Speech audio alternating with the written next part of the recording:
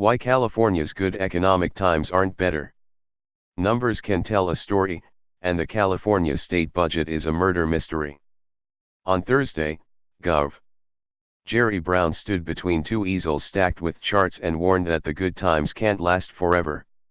There's no money for new spending, he said as he unveiled the annual May revision of his January budget proposal, because although state revenues are a little higher than he thought they'd be back in January, they're still $3.3 billion lower than state finance officials projected last June. If these are the good times, why are state revenues lower than expected? State Finance Director Michael Cohen said the revenue shortfall is mainly due to sales tax revenue coming in below expectations. People just didn't make purchases at the rate that was anticipated. Why not? The answer to that question is on page 5 of the state's revenue estimates document. The level of wages has been revised downward, it says. The Economic Research Unit further explains, in the updated 2015 taxpayer data from FTB, Franchise Tax Board, the level of taxable wages was revised downward. This supported our interpretation of the weak cash data for sales tax receipts. In other words, Californians are earning less money and buying less stuff. And these are the good times. We're in an economic recovery that won't last forever, the governor said.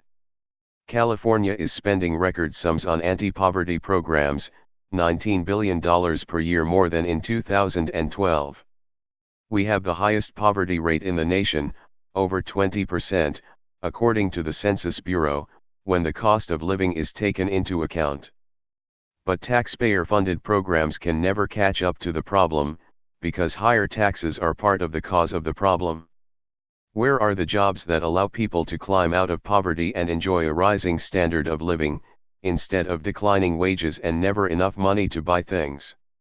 Those jobs are being driven away to other states with better business climates, and the jobs that are left in California pay less than our budgeteers expected. What can we do about it?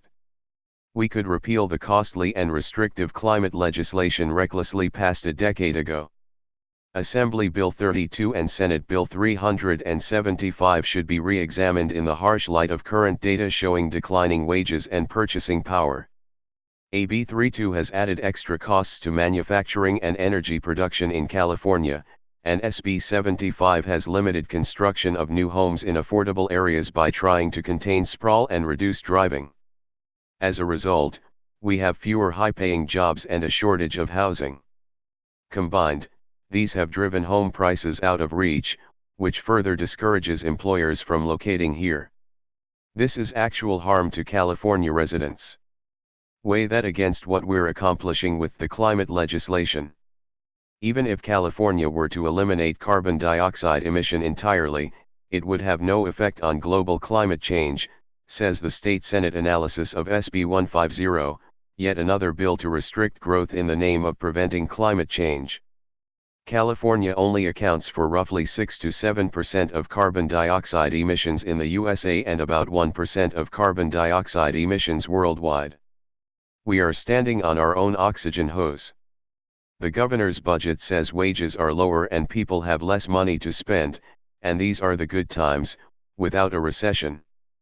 There's no mystery in this whodunit. We done it to ourselves.